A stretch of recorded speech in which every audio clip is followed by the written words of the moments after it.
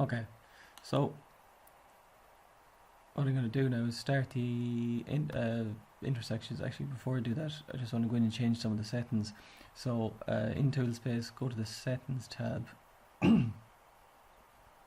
scroll down to intersection, commands, and I'm just going to edit one of the command settings here. So right click on that, edit settings, and the secondary road profile rules, I'm going to turn them off.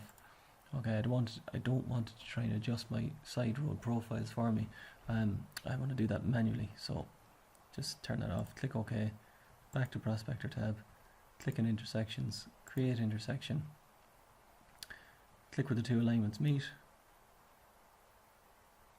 give it a second to think. I'm going to accept the defaults here, click next.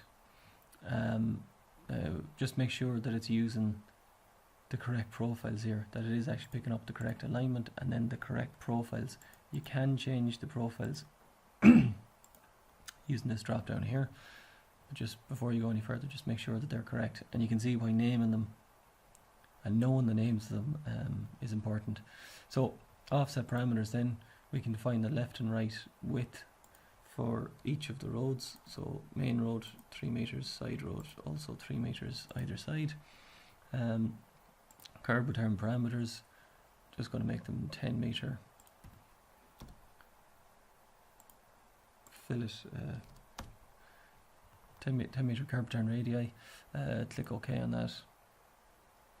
Lane slopes should default to 2.5%, so just go and check that. That's fine. And then the curb return profile parameters, not changing anything there, just leaving that at the defaults. Okay. Click next. I'm unticking this, so I'm not getting the junctions tool to create any corridors. I'm going to do that manually. Create intersection. And that creates the geometry for us. Okay, so what I need now is an assembly for my curb return. So I'm going to make another copy of my mainline assembly. And I'm going to delete the lane on the left hand side, and I'm deleting the curb, footpath and earthworks on the right hand side. So that's how my assembly looks. In the properties, just going to call it curb return. And what I want to do then is start adding that in as part of my road 1 corridor. So select your road 1 corridor, add baseline.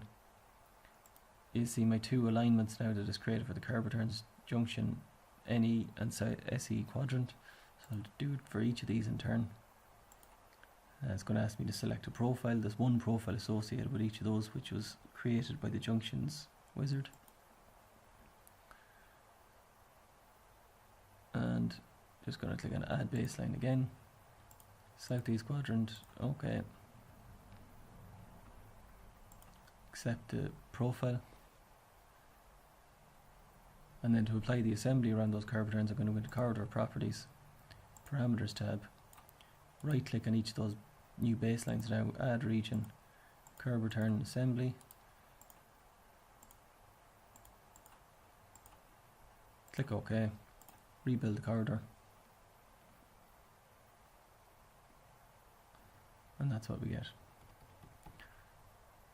Okay, so I'm going to start editing that. And what I'm going to do here is I'm going to pull the grip here for that region back to where the curve bit of the curve return alignment starts and ends. And I'm doing that for each quadrant. Okay.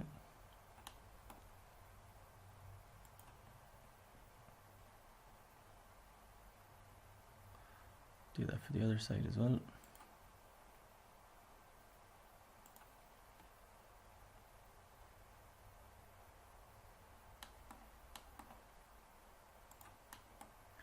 Okay, and then what we'll do is I'll do the main part of the tidying up of that junction now in the next video.